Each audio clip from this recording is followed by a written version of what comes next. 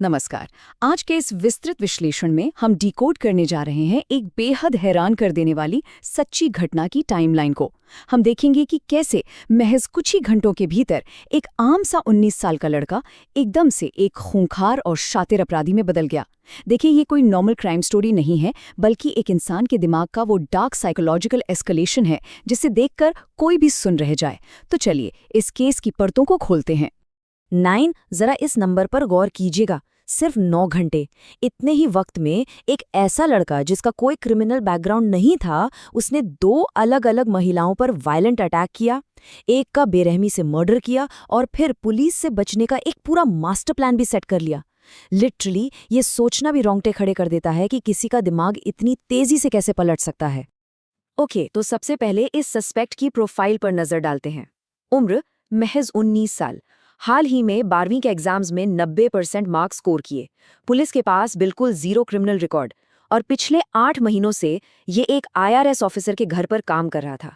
मतलब एकदम नॉर्मल और एक होनहार स्टूडेंट जैसा प्रोफाइल है ना। लेकिन कहानी में एक बहुत बड़ा ट्विस्ट है। 1.5 महीने पहले इसे नौकरी से निकाल दिया गया था। वजह थी जुए की लत यानी गैम्बलिंग एडिक्शन। और असल में यहीं से एक ब्राइट स्टूडेंट के क्रिमिनल माइंड में तब्दील होने की शुरुआत होती है।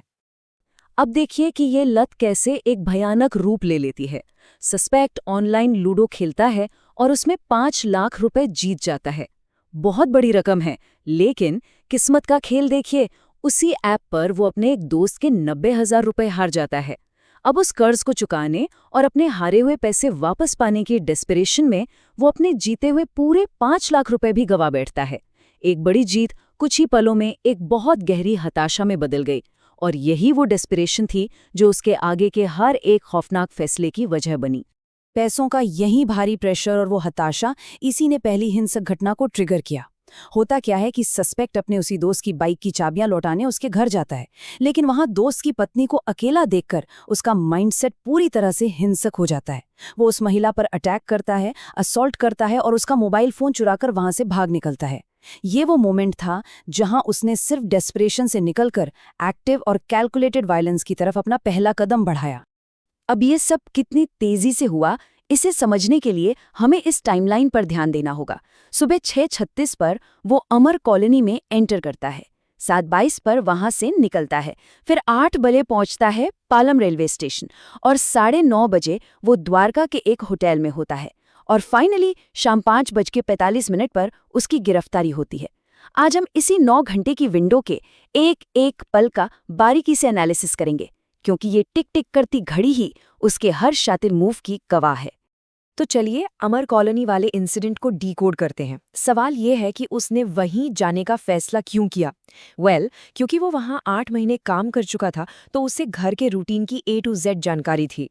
उसे पता था कि सुबह 6 से 7:30 बजे के बीच घर के मालिक जिम जाते हैं और बाकी सर्वेंट सुबह 8 बजे आते हैं। तो 6:36 पर उसका वहां पहुंचना कोई रैंडम इत्तेफाक नहीं था। ये एक प्रॉपर सोची समझी प्लानिंग थी। वो एग्जैक्टली जानता था कि घर में इस वक्त कोई नहीं होगा। लेकिन जैसे ही वो सुबह 6:36 पर घर के अंदर दाखिल होता है, एक बहुत बड़ा अनएक्सपेक्टेड ट्विस्ट आ जाता है। घर के मालिकों की 22 साल की बेटी उस वक्त घर पर ही थी। जैसे ही सस्पेक्ट अंदर आया, बेटी ने उसे तुरंत पहचान लिया। सस्पेक्ट को समझ आ गया कि गेम बिगड़ चुका है। उसने बिना कोई वक्त गवाए उस पर जोरदार हमला किया और उसे बेहोश कर दिया। इसके बाद उसने असॉल्ट किया और फिर लड़की के फिंगरप्रिंट से लॉकर खोलने की कोशिश की। जब लॉकर नहीं खुला तो उसने उसे बुरी तरह से तोड़ दिया। यहाँ सस्पेक्ट का जो बर्ताव था वो बहुत ही ठंडा और क्रूर था। लॉकर से करीब 2 से 2.5 लाख रुपए कैश और कुछ जेवर निकालने के बाद उसे रियलाइज हुआ कि लड़की उसे पहचान चुकी है। अब एक गवाह को हमेशा के लिए रास्ते से हटाने के इरादे से उसने वहां पड़े एक मोबाइल चार्जिंग वायर को उठाया और बेहोशी की हालत में ही उसका गला घोंट दिया। सबसे डरावनी बात जानते हैं क्या है? मर्डर और चोरी करने के बाद भी वो बिल्कुल पैनिक नहीं हुआ। वो एकदम शांत रहकर बार बार घड़ी देखता रहा, क्योंकि उसे मालूम था कि 7:30 बजे तक कोई वापस नहीं आने वाला। अब इन CCTV एविडेंस पर जरा गौर कीजिएगा। उसका विजुअल ट्रांसफॉर्मेशन सच में हैरान करने वाला है। जब वो सुबह 6:36 पर आया था, तो उसने पीली शर्ट, काली पैंट और डार्क शूज पहने थे और पास में कोई बैग नहीं था। लेकिन जब वो 7:22 पर वहां से बाहर निकला, तो उसने घर के मालिक के सफेद ट्राउजर पहन लिए थे, स्लीपर्स पहन लिए थे और पीठ पर चोरी के सामान से भरा एक बैकपैक था। अपने खून से सने कपड़े और जूते उसने वहीं घर में छोड़ दिए ताकि पुलिस को पूरी तरह से गुमराह किया जा सके। घर से बाहर निकलते ही उसकी भागने की प्लानिंग शुरू हो जाती है। पैदल कुछ दूर चलने के बाद वो एक टैक्सी लेता है और सीधा पालम रेलवे स्टेशन पहुंचता है। प्लान था राजस्थान भाग जाने का, ताकि दिल्ली पुलिस की पहुंच से एकदम दूर हो जाए। लेकिन वहां जाकर पता चलता है कि ट्रेन तो 1.5 घंटे लेट है। अब प्लेटफॉर्म पर 1.5 घंटे तक इंतजार करना बहुत बड़ा रिस्क था, तो वो तुरंत अपना फैसला बदलता है। एक और टैक्सी लेता है और द्वारका के कैसल मेरिडियन होटल की तरफ निकल जाता है। दिमाग लगातार पुलिस से एक कदम आगे रहने की कोशिश कर रहा था। लेकिन यहीं पर एक बहुत ही चौंकाने वाला पैराडॉक्स यानी विरोधाभास सामने आता है। एक तरफ तो वो इतनी चालाकी से अपने कपड़े बदलता है, लोकेशन जंप करता है, लेकिन दूसरी तरफ जब वो सुबह 9:30 बजे द्वारका के होटल के रूम नंबर 2001 में चेक इन करता है, तो वो रजिस्टर में अपना असली नाम लिख देता है। मतलब ये एक ऐसी स्टूपिड लेकिन बड़ी गलती थी जिसने उसकी पूरी मास्टर प्लानिंग पर पानी फेर दिया और पुलिस के लिए एक सीधा सीधा सुराग छोड़ दिया। और फिर आता है उसका डिजिटल डाउनफॉल। होटल के कमरे में सेफली पहुंचने के बाद उसे लगा कि वो तो बच गया। उसने होटल स्टाफ से वाईफाई का पासवर्ड मांगा, फिर उसने दोस्त की पत्नी का जो मोबाइल चुराया था ना, उसे ऑन किया। उसी वाईफाई का यूज करके उसने गुड़गांव में रहने वाले अपने कजन को एक इंटरनेट कॉल किया और घबराहट में क्या बोला, मैंने दिल्ली में कांड कर दिया है और मैं शायद मर जाऊंगा। अपना जुर्म कबूल करने की इसी साइकोलॉजिकल बेचैनी ने पुलिस को सीधा उसका आईपी एड्रेस दे दिया। अब जैसे जैसे दिन ढलता है, 9 घंटे की ये टिक टिक करती घड़ी अपने फाइनल मोड पर पहुंचती है। पुलिस इंटरनेट कॉलिंग के जरिए उसकी एग्जैक्ट लोकेशन ट्रैक कर चुकी थी। शाम के 4:30 बज रहे थे।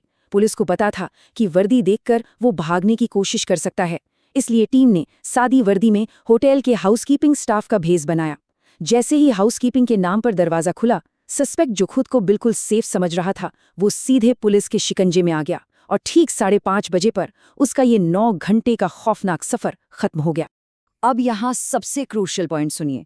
गिरफ्तारी के बाद पुलिस इंटेरोगेशन में उसने जो कहा वो उसके पूरे माइंडसेट को एक्सपोज कर देता है। उसका स्टेटमेंट था, अगर दीदी ने मुझे पैसे दे दिए होते तो मैं उन्हें नहीं मारता।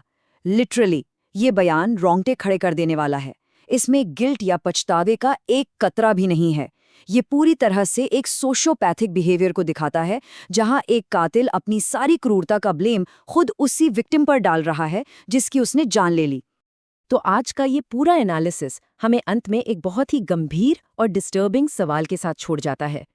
आखिर कैसे एक 19 साल का ब्राइट स्टूडेंट जिसने 12वीं में 90% मार्क्स लिए हों, जिसका कोई क्रिमिनल बैकग्राउंड नहीं था, वो महज 9 घंटे के अंदर एक कोल्ड ब्लडेड और शातिर हत्यारे में तब्दील हो जाता है? क्या जुए की लत और पैसों की हताशा इंसान के अंदर की सोचने समझने की क्षमता को इतनी तेजी से मिटा सकती है? ये एक ऐसा सवाल है जो इस केस की फाइल बंद होने के बाद भी हमारे जहन में लंबे समय तक गूंजता रहेगा।